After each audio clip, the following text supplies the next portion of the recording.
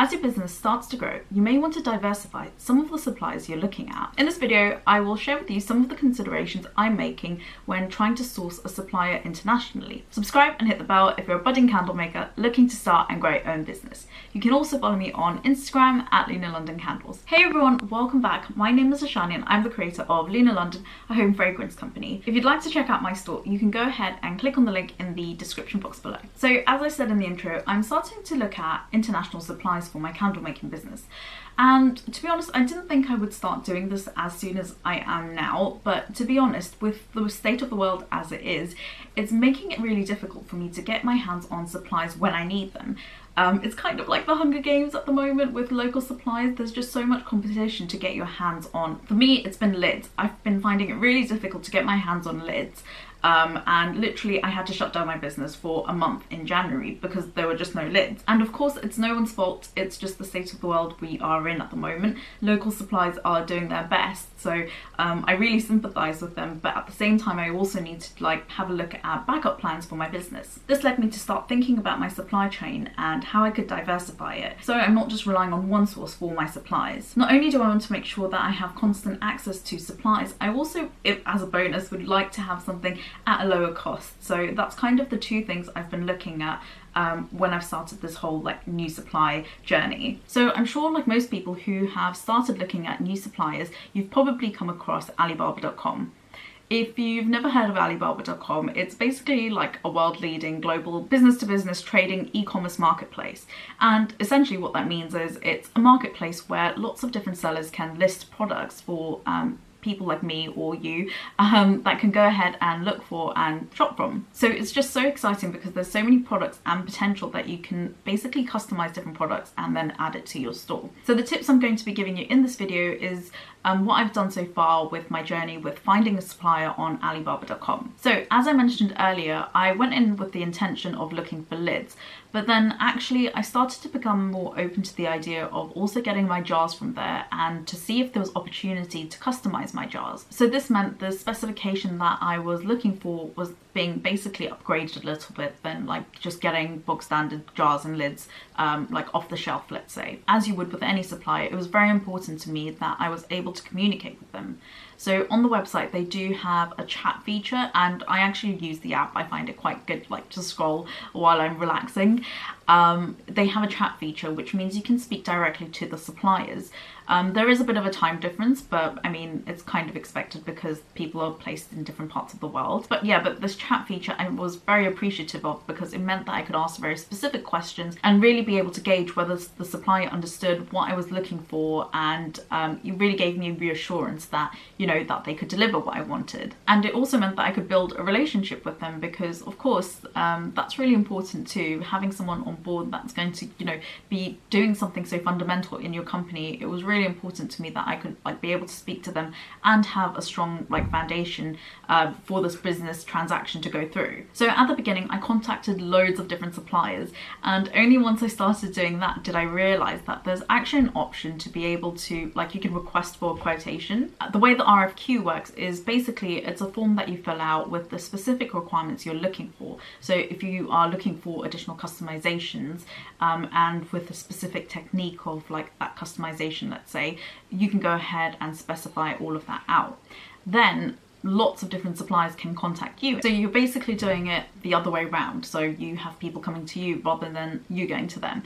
And it might be a good way for you to be able to actually find suppliers that you might have missed when you were filtering and doing it yourself. Once you have a good amount of suppliers, I would say between 3 and 4 for me personally. That's how much I thought was a manageable amount for me to do a deep dive into exactly what they were providing. So once I have my shortlisted suppliers, I then started looking into very specific details about them. For example, how do they do quality assurance, and what kind of testing do they do on the glass? So I'm sure at this point we know that we can't just put a candle in any old jar. It will probably shatter if it's subjected to such high temperatures. So you have to make sure the glass is tempered and can withstand higher temperatures. So I mean it's really important and fundamental if you are going to be making container candles. So understanding what kind of processes and testings they do on their actual containers is really important to me. I also like to find out how many years of experience they've had and what other sort of industries they service. This can give you a really good insight into how experienced they are, and whether, you know, it's just a really small place that don't have concerns about safety and that sort of thing, or cross-contamination of anything. You can kind of gauge the kind of quality that will be coming out. I also like to understand who the person I'm speaking to is in relation to the company. I think that's a really good thing, because if you know that person that you've built this trust and relationship with is based, you know, at the manufacturing facility, if something happens, or if you need something quickly or would like to see the progress of your products being manufactured, you can go ahead and ask them for that information. And I feel like being able to have that communication and, you know, live updates, let's say, it can build that extra layer of trust. As with onboarding any supplier, it's really important to also have traceability of the materials. So I like to understand, you know, where are the raw materials coming from? You know, the glass for the containers, or the wood for the lids, or whatever your material for the lids are going to be. I also like to understand, you know, what kind of insurance they have and where liabilities lie if something did go wrong. With Alibaba.com, I really like the fact that they have trade assurance. So if you see this symbol next to a supplier, it means that they have trade assurance with Alibaba.com. This gives you an added layer of protection, because if the final product deviates from what you're from the quality or from the contract terms, or is late, Alibaba.com can basically intervene and, you know, help set things right. So you basically have somebody who, you know, is in the middle that will be able to assure that, you know, both parties are happy and you get what you paid for. Hopefully you shouldn't need it, because before placing an order, for me, what I'm doing is basically ordering samples. So you can kind of have it in your hands and feel the final product before it kind of goes into, like, you know, you're buying the big bulk. So I think that's really important. So I really like that aspect, because if you're making any kind of investment, you want to make sure that it's exactly the right things and doesn't turn up being a bit different to what you were expecting. Having a sample in hand also means you can test it, so you can actually, like, you know, make a candle in there and see what happens. I mean, they should have paperwork to back up the testing the glass goes through, but at the same time you can do your own tests just to verify it as well. Before making your first purchase, I would love to know, how did you come to the decision of which supplier you went for in the end?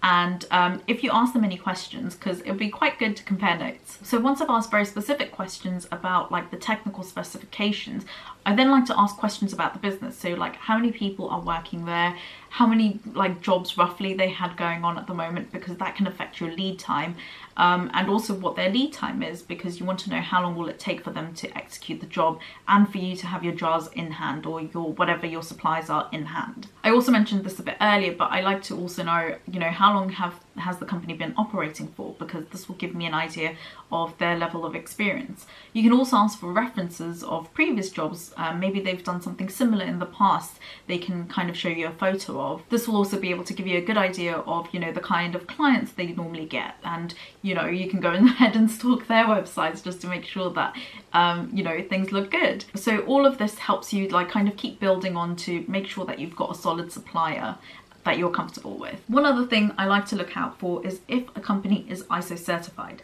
So ISO certification is basically an international standard of quality. It's actually a criteria we looked at in my job as a mechanical engineer. So by having an ISO certification, it basically means that they have met the criteria of the international standard in terms of having quality management systems in place. So, you know, it could go down to, you know, how they are categorizing documents and making sure that, you know, everything is well documented and easily available, because the last thing you want is, you know, a company not having good documentation. So the same way us as candle makers have to have burn sheets that we can present. You know, if a claim is made for insurance, or if you needed to give it to a retailer, you would want it properly, like, documented. It's the same way for a supplier. Everything should be documented. So if they have test certifications for their glass testing, everything should be, like, easily available for them to give to you. Once I'm satisfied that the supplier meets all of the quality criteria, I know that they can kind of execute what I'm looking for. It's on me then to make sure that I write down all of my technical specifications extremely clearly and not in convoluted language. I try and do that when I'm explaining it anyway, but I basically like to make a document where I am explaining exactly what I want to the T, and my plan is to attach that to any agreement that I make with a supplier, because this can be part of like the contractual documentation that, you know, we can reference to say that this is what I've put down as my spec, this is what I want you to follow, and this is what I expect my end product to be in line with. It's not only helpful for you to have that good documentation trail, but it's good for your supplier to have that as a reference, and, you know, in very simple, uncomplicated language, because it just doesn't need to be that complicated. You're not the only customer that a supplier has. They have lots of customers, so why make room for potential errors where there's just no need to be? You can just cut it out and make it simple. So once you've nailed down the quality and you're happy with it and you've received your samples, I haven't received mine yet, but hopefully I should receive it soon. The next thing you want to do is reassess the cost. And what I mean by this is on Alibaba.com, there's usually a, you know, like, I don't know, 60p per unit or 60 cents per unit. So that is probably just like off the shelf, that's it, like, you know, no customizations or anything like that. That would be, you know, maybe not even including shipping or customs. So what I like to do is do a proper cost analysis of how much it's actually going to cost me in the end. It's easy to think, oh my god, this is like super cheap, and then like forget about the cost that might come with it later on. It most likely would still work out cheaper than maybe getting it locally, but just be aware that, you know, it's not going to be 60p exactly. There will be some more costs, like if you do customizations for shipping and for customs. So just do a proper cost analysis of exactly how much you're expecting to pay. You'd also want to check the minimum quantities expected by the supplier. So of course, before you kind of like go through this whole extensive thing, you want to make sure as a whole, like, you could probably afford it and, you know, you're happy with the minimum quantities. But, you know, you might want to then try and negotiate with the supplier, because if you're like dealing directly with the supplier, you can negotiate these sorts of things.